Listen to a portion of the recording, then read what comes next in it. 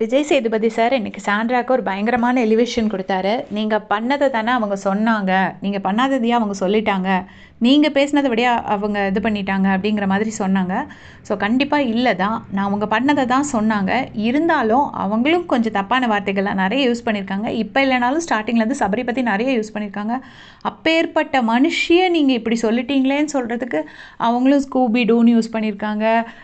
Deworming tablets கொடுக்கணும்னு சொல்லியிருக்காங்க. Brush இஷ்யூவில் Sabari accuse பண்ணியிருக்காங்க. சபரியை கேரக்டர் அசாசினேஷன் பண்ணியிருக்காங்க. டவல் கல்ட்டுனா அது அந்த மாதிரி சொல்லியிருக்காங்க. ஸோ இது எதுவுமே பண்ண தப்பான வார்த்தைகளே பேச தெரியாத ஒரு பர்சன் அட்ரஸ் பண்ணுற மாதிரி இவர் சொல்கிறாரு. அது வந்து இன்னும் அவங்களுக்கு பூஸ்ட் கொடுக்குற மாதிரி தான் ஆகும். இன்னொரு இடத்துல போய் இதே மாதிரி பேசலாம், வேறு யாராச்சும் இது மாதிரி அடுத்து எல்லாம் மீறி போய் பிஹேவ் பண்ணி அவங்களும் அந்த மாதிரி ரெட் கார்டு வாங்க வேண்டிய சூழ்நிலைக்கு வரலாம். அதனால் இந்த மாதிரி பிஹேவியரை என்கரேஜ் பண்ணுறது சரி கிடையாது. சப்போர்ட் பண்ண வேண்டாம். ஏன்னா இவங்க பண்ணது பெரிய தப்பு, அவங்க இந்த இடத்துல விக்டிம். ஸோ வந்துட்டு பாவம், அவங்க ஒரு பொண்ணு தானே, அவங்க 2 குழந்தைங்களோட அம்மா தானே, அந்த மாதிரி நீங்கள் பேசினா அது ஓகே.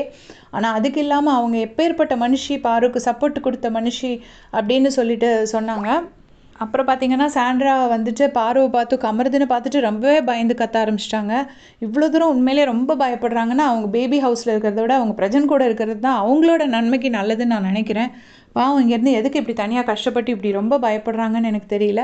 அதோடு இல்லை, இவ்வளோ பயந்த சுபாவம் உள்ளவங்க இப்படி பாரு கமருதுன்னு புஷ் பண்ணும்போது நான் இறங்கிடுறேன்னு இறங்கியிருக்கலாம். இல்லைன்னா திருப்பி ஃபைட் பயம் இல்லைன்னா திருப்பி ஃபைட் பண்ணியிருந்துருக்கலாம். ஏன்னா நான் எதுக்கு சொல்ல வரேன்னா, பொதுவாக ரொம்ப பயந்த சுபாவம் உள்ளவங்க இந்த மாதிரி பேய் மாதிரி யாராவது வர்றதை பார்த்தா அதை விட்டு ஒதுங்கி ஓடிடுவாங்க.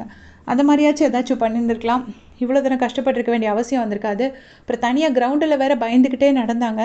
கடைசி விஜய் சேதுபதி சார் கேட்டார், அவங்களால சர்வை பண்ண முடியுமா, வீட்டில் இருந்துப்பீங்களா இல்லை போகிறீங்களா அப்படின்னு சொல்லிட்டு கேட்டார். கேட்ட உடனே தான் அவங்க வந்துட்டு இல்லை நான் இருந்துக்கிறேன் இனிமேல் அப்படின்னு சொல்லிட்டு இனிமேலாச்சும் நார்மல் ஆவாங்கன்னு நான் நினைக்கிறேன். இப்போ அவன் ரொம்ப அஃபெக்ட் ஆகிருக்காங்க போல இருக்குது. அதை பற்றி உங்களுடைய கமெண்ட்ஸ் சொல்லுங்கள்.